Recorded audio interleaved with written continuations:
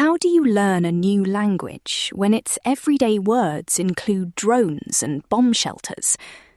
When Charlotte Higgins started taking Ukrainian lessons in 2022, she just wanted to read road signs and order coffee while reporting from a country under siege.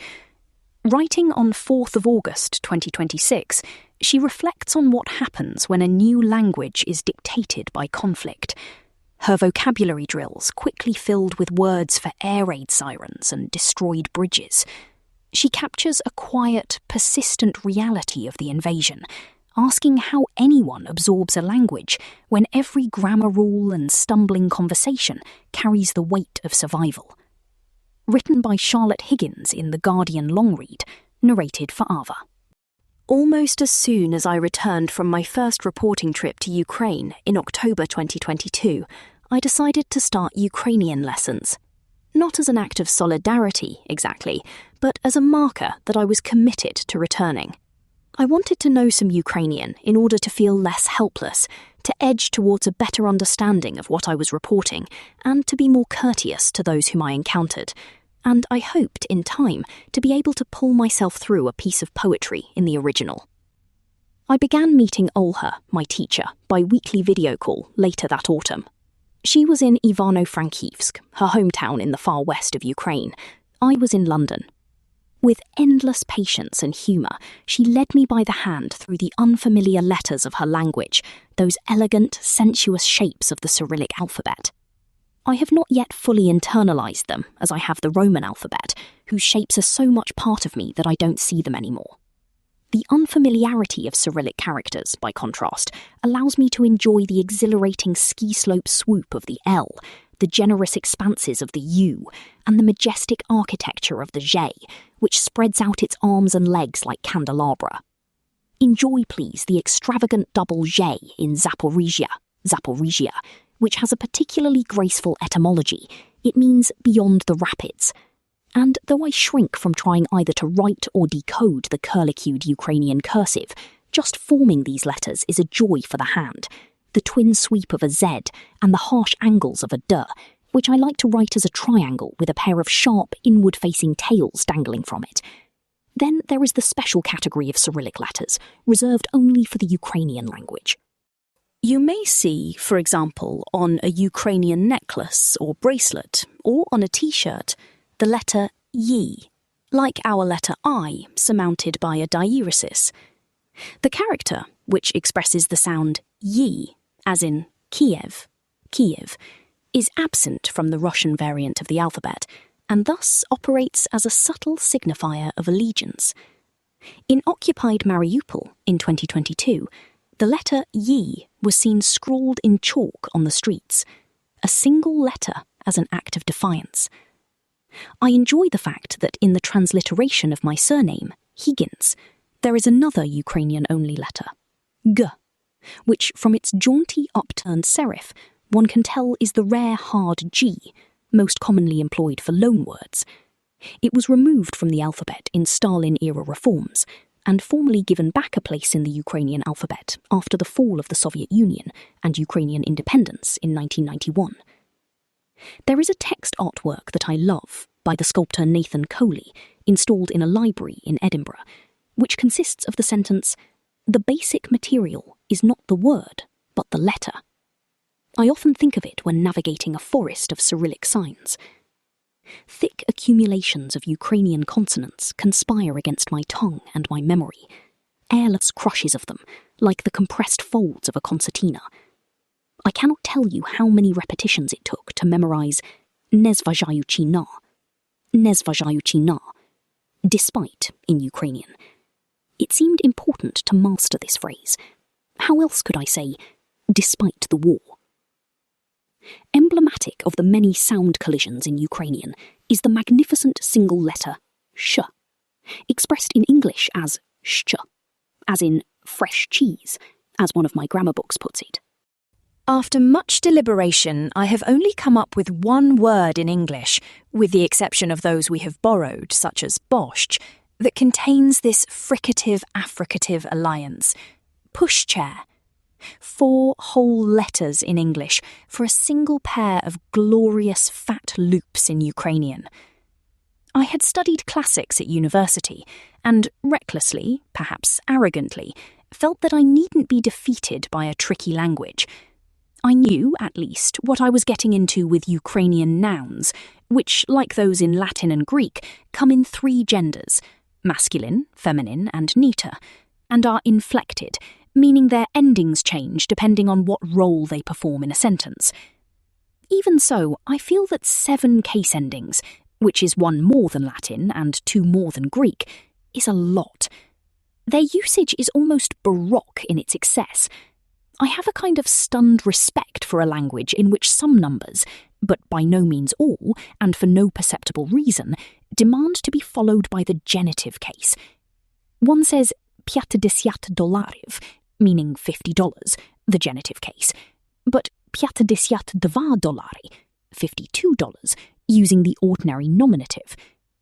On the other hand, $51 has yet another ending, because the crucial extra dollar bill you have added to your 50 means that it is, according to the Ukrainian language, a singular, however hard you may protest that you are, in fact, clutching a fistful of dollars. I had heard rumours of the perils of Ukrainian verbs of motion, which turned out to be more than well-founded. Speakers of Slavonic languages describe movement at a level of subtlety that, to an Anglophone, seems absolutely bewildering.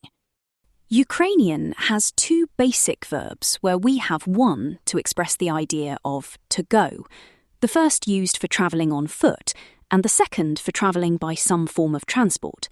Both of those, in turn, come in different forms depending on whether you are moving in one direction only or going there and back again. That is true for other verbs of motion, right down to, say, the verb to crawl. Is your baby moving across the floor in one direction, or is she planning on taking an indirect route, or perhaps undertaking this journey regularly? Answer these questions before selecting your verb form. Learning Ukrainian, it turned out, was more than a side interest, an extracurricular activity.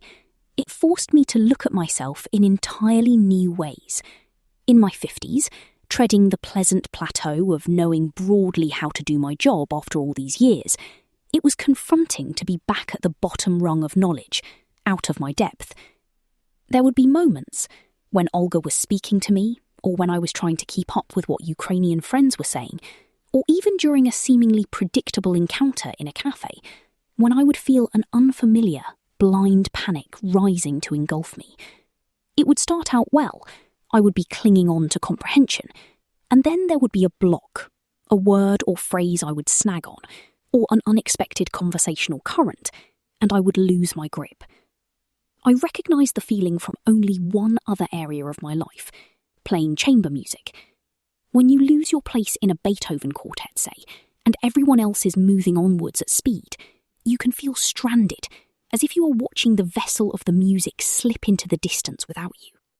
The redeeming fact is that attempting to speak even terrible Ukrainian in Ukraine is met, in my experience, with a response on a scale set between courteous acceptance and ecstatic and undeserved gratitude. But my new language was also the language of war. From the very first, the experience was quite unlike that of studying Italian, the only other modern language in which I can claim any kind of proficiency. A language for the learner full of the pleasures of ordering cappuccino and gelato, for asking directions to the Duomo, and exclaiming over the splendour of Il Paese più bello del mondo, the most beautiful country in the world. The very first sentences in Ukrainian that I read, when Olha introduced herself, were coloured by her wistfulness for a life that war had forced her to leave behind. Do wійни я жила в Києві. Я дуже люблю це місто. І хочу знову там жити. Before the war, I lived in Kiev. I love this city very much and want to live there again. It would be wrong to suggest that every lesson was filled with darkness. We laughed a lot. Olha often steered us towards a world of red wine and ice cream, of opera and music and reading. The Ukrainian delight in the consumption of delicious food, a constant pleasure thanks to the excellence of produce grown in the Chornozem, or Chornozem, the fertile black earth, was present in our lessons. Soon I learned the words smuchni, tasty, and smuchnoho, bon appetit, lip-smackingly onomatopoeic vocabulary, full of the joy of the Ukrainian table. But the war leaked into every lesson. Indefinite pronouns were explained to me via the example Nikto ne lubit Putina, no one likes Putin. The impersonal expressions communicating necessity, treba and potribno, were illustrated via a speech made on the eve of war by Valery Zaluzhny, then Commander-in-Chief of the Ukrainian Armed Forces, about the urgent need to be equipped for battle. Treba hotуватися до війни. We must prepare for war. Нам треба мати resources. Потрібно 300 танків. We need to have resources. We need 300 tanks. My vocabulary grew to include the words for drone and rocket, explosion, bomb shelter, and air raid alarm. There is a Telegram channel that is commonly consulted when an air raid alert goes off in Ukraine, as it provides details on whether there are drones on the way or ballistic missiles and their direction of travel. For ease, I switched this channel to English, using an automatic translate function. With every new siren, it leapt into life, asking, why the anxiety? It took me a while to figure out that the word used for air raid alarm, tryvoha, also means anxiety in Ukrainian. The English word alarm behaves similarly, being both the mechanism that produces the sound and the feeling it engenders. But still, every time I checked it, I imagined it was asking me, yet again, a sarcastic question about my state of mind. As Christmas 2022 arrived, Olha and I read a speech of Volodymyr Zelensky's that contained a nice example of the compound future tense, formed by an auxiliary verb and the infinitive. Mi budemo spivati kolyatki, kolosniche niż generator. We are going to sing carols, louder than a generator. The noisy chugging of generators, side by side on a pavement, servicing a row of shops during a blackout, would become a familiar music to me. In the same speech, the President also provided an introduction to impersonal adverbial constructions, suggesting a state or condition. Nam може бути темно, холодно і складно, але нам більше не страшно. It may be dark, cold, and difficult for us, but we are no longer afraid. That winter truly was dark. Even in far western Ivano-Frankivsk, Olya was affected by Russian attacks on power infrastructure, designed to freeze Ukraine into submission. Blackouts meant the cancellation of several lessons. In time, a kind of intimacy sprang up between us.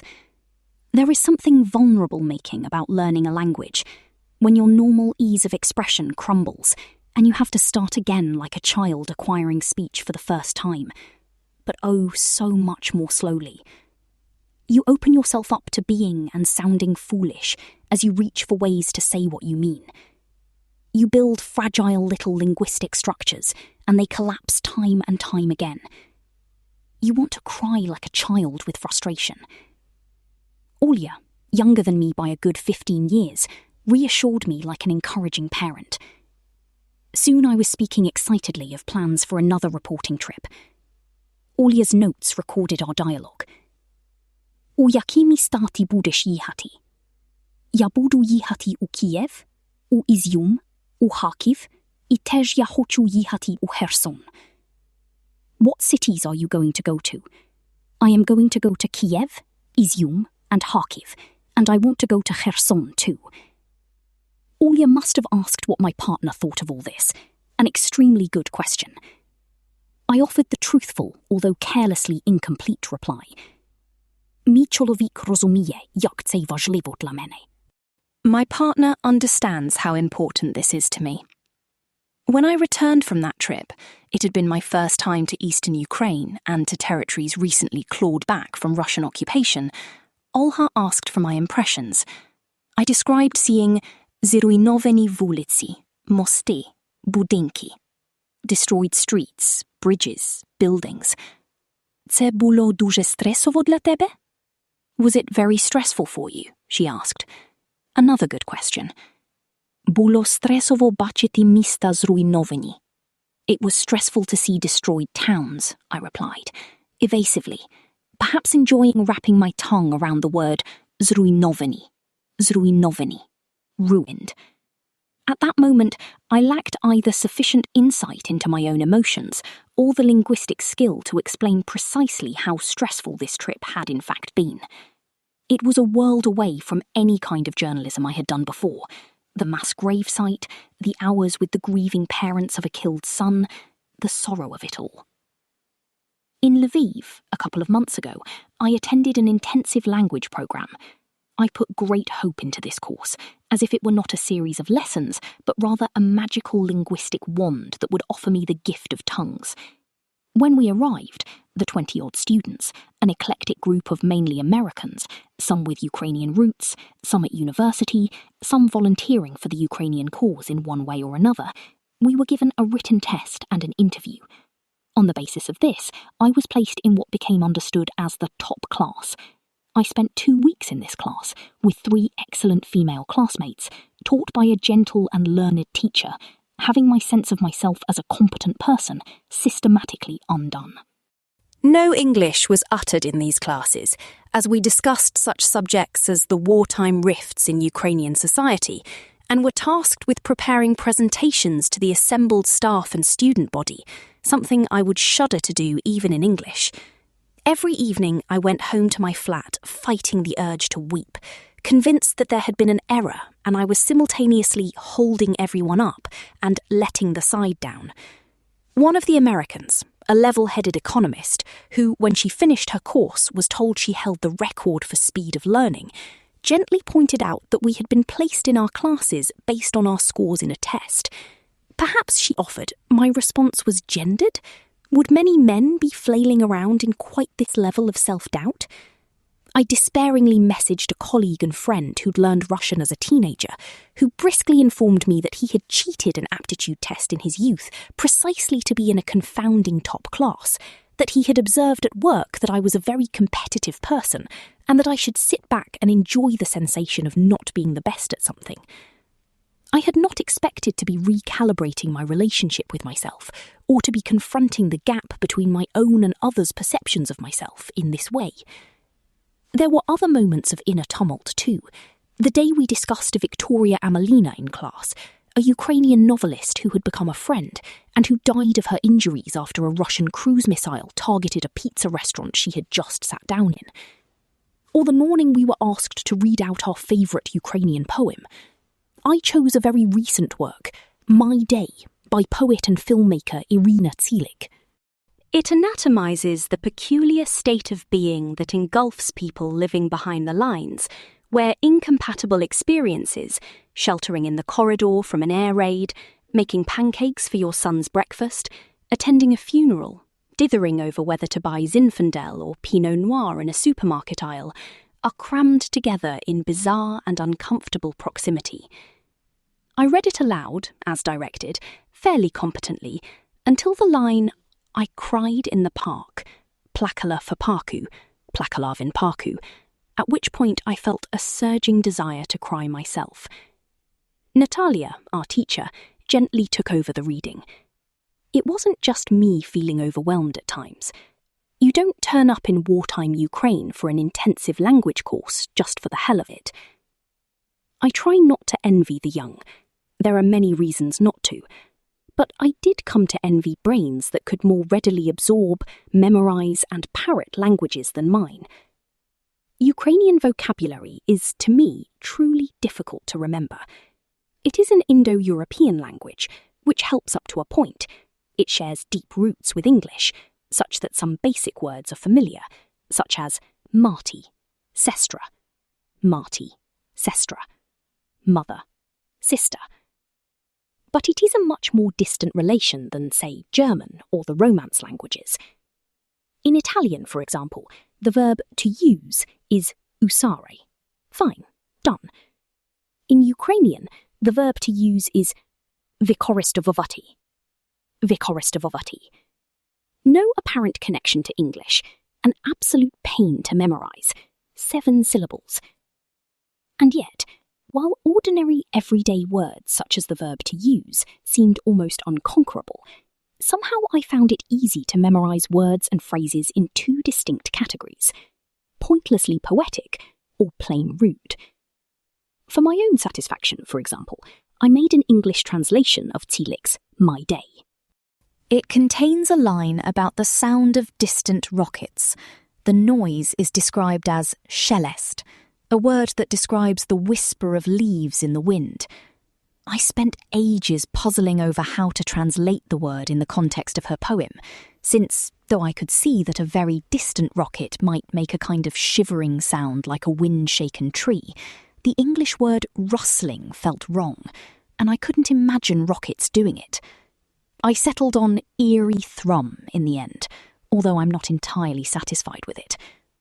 Of course, that left me with a perfect recall of the Ukrainian word for rustling, but what good was this piece of knowledge when I couldn't even remember the verb to use?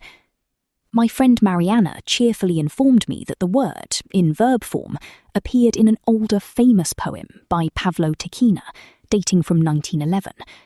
Vyznajete, jak lipa szelestit, u miesicznej wesnianej noci. You know how the linden rustles on moonlit nights in spring. I memorised it with ease. I suppose it might come in handy sometime if I'm ever passing a lime tree with a Ukrainian on a breezy May evening. In 2025, I visited the Kharkiv studio of the artist Pavlo Makov. He was finishing a work, a large, bright drawing in pastels, of a very battered-looking, ordinary plant. A weed, many people would say, but it is not a weed.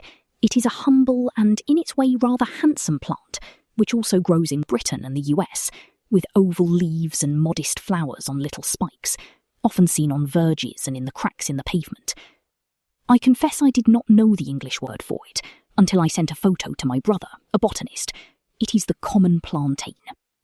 Not to be confused with the fruit, a different species altogether. In Ukrainian, Makov told me, it is called podorojnik, because it lives along, the road, doroga. The drawing was, he told me, a kind of portrait of himself and other Ukrainians who, battered but alive, ragged but tough, are metaphorically living by the road, just a rocket or drone strike away from losing a home and being displaced. Podorojnik is also known as a healing plant in Ukraine. You pick a leaf and press it against a scratch or a sting. Now, every time I see this inconspicuous little plant in England, something I couldn't name in my own language before I could in Ukrainian, I am tugged back to Kharkiv, my mind filled with thoughts of lives full of instability, but pursued with a kind of rooting toughness. As for the bad words, yes, I can swear like a Mykolaiv dock worker and have a repertoire of disreputable phrases, many of them learned on long car journeys on reporting trips. On one occasion, I was in the car with 2 much younger female colleagues. We were looking at some photos. I regret to inform you of the occasional low level of chat among us, but one of these photos was of a good-looking young man with a hipster moustache. Finding a boyfriend, for many of my female Ukrainian friends, presents certain difficulties. Men are absent, at the front, on the whole. But I'm always keeping half an eye open for them, just in case. As we appraised this particular image, one of us giggled and uttered the phrase "usiki propusk v tusiki," which I suppose, loosely translated, means "a tash is a pass to your panties." Utterly memorable, nicely rhyming in Ukrainian, it stuck at once. Not entirely useless either, if you decouple the vocabulary from the particular phrase. Propusk could be your pass for a festival or workplace, or the gap left on a form for you to fill in your information. Trusiki is a perfectly respectable word for underwear. As a phrase used in its entirety, judiciously, of course, in the right company, it causes Ukrainian men to finger their upper lips nervously and Ukrainian women to erupt in laughter. even when I was not working on Ukrainian stories and was immersed in writing about culture in the UK or the US, that act of plugging away, however slowly, at Ukrainian, kept a thread of connection with the country and with my friends there. Though, at times, it would have been easier to forget about Ukraine, because the memories could be so painful. The rescue workers gently easing a corpse from the ruins of the smashed Kyiv apartment building, the crumpling face of the mother who had lost her son, the young artist with the radiant eyes who was haunted by guilt after a brother soldier had been killed beside him. Through all of this, it was impossible to forget that though I wasn't learning Ukrainian to make any kind of political point, the Ukrainian language itself was deeply concerned with the war. The Russian president, Vladimir Putin, repeatedly claimed that the invasion, or special military operation as he initially called it, had been mounted in order to rescue Russian speakers in Ukraine from a repressive state. This seemed especially ironic, given that the Russian military bombed and killed thousands of civilians in, for example, Mariupol, a largely Russophone city. In the wake of the invasion and Putin's propaganda, many Ukrainians have switched away from the Russian language, including the president, Volodymyr Zelensky. New Ukrainian language bookshops have blossomed despite the war on the streets of Kyiv and other cities. People began to understand that the Russians came here to kill people simply because they were Ukrainian, Bogdana Layuk, an editor and cultural manager, now Ukraine's deputy minister for culture, told me. So people are asking, what does it actually mean to be Ukrainian? Literary culture gives us the place to understand who we are. Since the Maidan protests of 2013-14, and especially since 2022, embracing the Ukrainian language has, for many, been an active, personal act of decolonisation. But the politics of language are also a matter for passionate debate. If you were ever short of conversation at a Ukrainian party, joked Olha once, just ask about language. I remember witnessing an argument between two friends. One, much more positive about Russian-speaking Ukrainians, was an academic based in Western Ukraine. The other was a Ukrainian speaker from the Kharkiv region who remembered being bullied as a child for speaking his own language in the big Russified city, and who argued that the Ukrainian language should be protected by strong legal frameworks. Artist Pavlo Makov, who was born in 1958, took a different view again. Although he was born into a Russian family, his father insisted he should be able to speak Ukrainian, so he grew up bilingual, loving Ukrainian language children's books and comics. Being a citizen of Ukraine means much more to me than the fact that I am ethnically Russian, he said. But we should maintain our knowledge of Russian, he argued. Ukrainians needed to understand the country across its eastern border. For him, it was a complex and personal matter. Russian is the language of the enemy, yes, but it was also the language of my mum. I talked to friends who had stopped using the Russian language. It takes years to set aside the language of your mum. Even if you speak your chosen language perfectly, you might think in the old language or dream in the old language. And when that is all past, there are still things that may persist in the old language. Memories of the books you read when you were little, for example. One of my friends, writer and cultural manager Sasha Dovzhik, wrote a remarkable essay about her rejection of Russian. My mother tongue tastes like ashes, she wrote. I felt the taste of my mother tongue most acutely while driving through Borodyanka, Bucha and Irpin, 2 months after these Ukrainian towns in the Kyiv region were liberated by the Ukrainian army from the Russians' brotherly embrace. Her rage and horror turned inwards, into her own body, into the very words she had first formed as a baby on her mother's lap. Russian, she wrote, is my mother tongue, and liberation means ripping it out of my throat. You think about time a lot when you are learning a language. How much time do I have to devote to this pursuit? How much time will it take me to get where I want to be, linguistically? The curious thing was that the horizon of desire kept receding into the distance, and likewise, the time it might take me to get there also moved into the barely perceptible future. When I first started Ukrainian, I wanted only to be able to read road signs, exchange pleasantries, and order coffee. But soon my desires stretched, from booking a pedicure on the phone, say, to understanding my friends so that they didn't always feel the need to switch to English. At the same time, I had to keep revising my short-term expectations downwards, making peace with the fact that after 4 years, I was still only okay at Ukrainian and often stumbled over basics. One day, early in 2026, I went to a gallery in London showing a work called Repeat After Me by the Ukrainian artists collective Open Group. I had first seen this work in 2024 in Lviv, then later that year at the Venice Biennale. The work is a video installation, with screens on which Ukrainian refugees imitate the sounds of war and then invite visitors to repeat after me, karaoke style. On one screen, Svitlana, from the Luhansk region, recreated the sound of a K-52 Alligator, a Russian attack helicopter designed to take out tanks and infrastructure. Antonina came next, singing the mournful, gut-clenching wail of the air raid siren.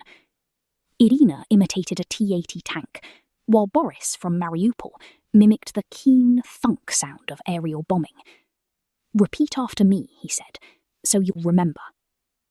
This was also the language of war, a new unwritten dialect of violence that Ukrainians had learned and absorbed not out of choice, but because they needed to, so you could hear the direction the Shahed drone was moving in, or differentiate between the outgoing crump of air defence and the sharp blast of incoming explosions.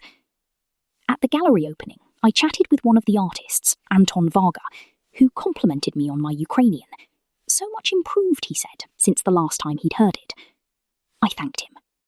But it was not because of my diligence, I realised. It was just that time had passed.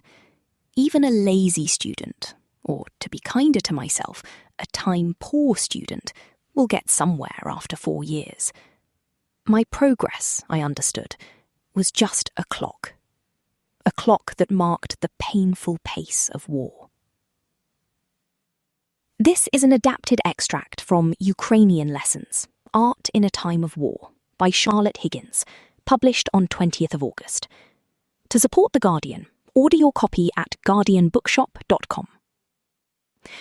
On Wednesday the 30th of September, join Charlotte Higgins and our panel of acclaimed Ukrainian writers to reflect on the profound connections between war, art and life, with Olia Hercules, Sasha Dovzhik, Olesia Chromeychuk and Sean Walker. Book tickets here.